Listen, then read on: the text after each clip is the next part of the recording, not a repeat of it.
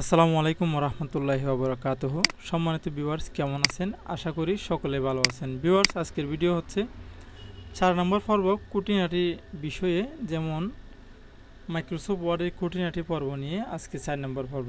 তো ভিউয়ার্স, এখন আমরা আজকে খুবই গুরুত্বপূর্ণ কিছু অপশন দেখব। যেমন আমরা অনেক সময় ফর্ম ফিল আপ করি এবং খেলাধুলার ফর্ম এডিট করি, ঠিক আছে? অনেক সময় ফর্ম এডিট করার সময় সেখানে আমাদের নাম, ঠিকানা, গ্রাম এগুলোতে আমাদের কিছু এরকম ডট ইউজ করতে হয়, ঠিক আছে?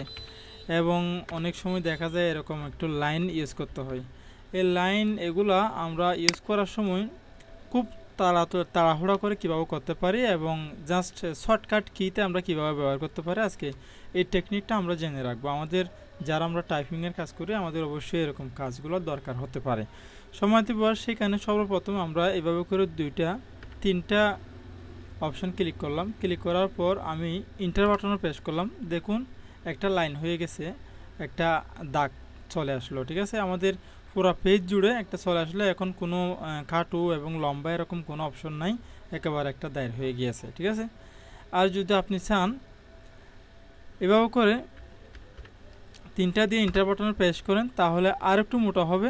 আর যদি আপনি চান কিবোর্ডের ডান সাইডে যে আমরা লেখালেখির কাজ করি, সেখানের মধ্যে যে নাম্বার কি রয়েছে, সেখানে একটা গুণ চিহ্ন রয়েছে, সেটাকে আমরা স্টারও বলতে পারি। এরকমভাবে 3টা স্টার আমরা প্রেস করে ইন্টার বাটনে প্রেস করলে আমাদের সামনে ডটগুলো খুব ইজিলি চলে আসবে। এই টেকনিকগুলো আসলে আমাদের জেনে রাখতে হয়।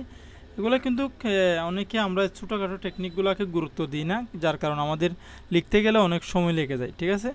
তারপর আমরা যদি সমান চিহ্ন ব্যবহার করে 3টা দিয়ে, দেখুন সমান চিহ্ন, এভাবে যদি আমরা 3টা সমান চিহ্ন দিয়ে ইন্টার বাটনে প্রেস করি, আমাদের সামনে এভাবে 2টা লাইন হয়ে যাবে। একটু খেয়াল করে দেখুন, এভাবে 2টা লাইন একসাথে হয়ে যাবে।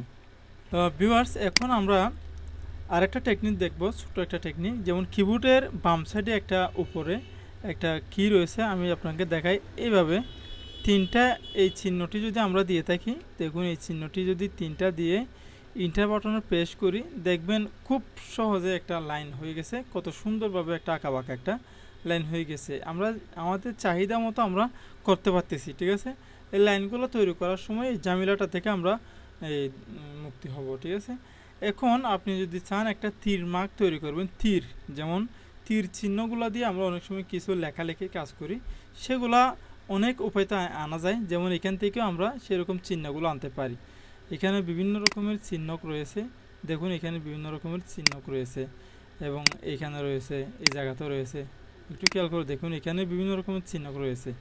আমরা সেইভাবে আনতে পারি এবং একটা টেকনিকের মাধ্যমে আনতে পারি। টেকনিকটা হচ্ছে, আপনি যদি এরকম সমান চিহ্ন 2বার দিয়ে কিবোর্ড থেকে গ্রেটার দেনে চাপ দেন, কিবোর্ড থেকে গ্রেটার দেন চাপ দেওয়ার সময় চিপ বাটন চেপে ধরে গ্রেটার দেনে যখন চাপ দেবেন, দেখুন তো কত সুন্দরভাবে একটা তীর মার্ক খুব সুন্দরভাবে হয়ে গিয়েছে।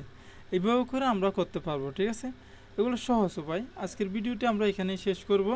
ছোট ছোট পর্বের মাধ্যমে আপনারা যেন বোরিং ফিল না হন, এবং আমরা অনেক কিছু পর্বতে জানাবো আপনাদেরকে। এই ছোট ছোট পর্বতে এগুলো আপনাদের ধৈর্য সহকারে দেখতে হবে। 2 থেকে 3 মিনিটের পর্বগুলো না টেনে দেখবেন এবং কিছু আপনারা কিছু না কিছু শিখতে পারবেন এই জায়গা থেকে। পরিশেষে আমাদের এই ছোট্ট চ্যানেলটি সাবস্ক্রাইব করবেন এবং পাশে থাকা বেল আইকনটি ক্লিক করে আমাদের চ্যানেলের সাথে থাকবেন। আসসালামু আলাইকুম ওয়া রাহমাতুল্লাহি ওয়া বারাকাতুহু।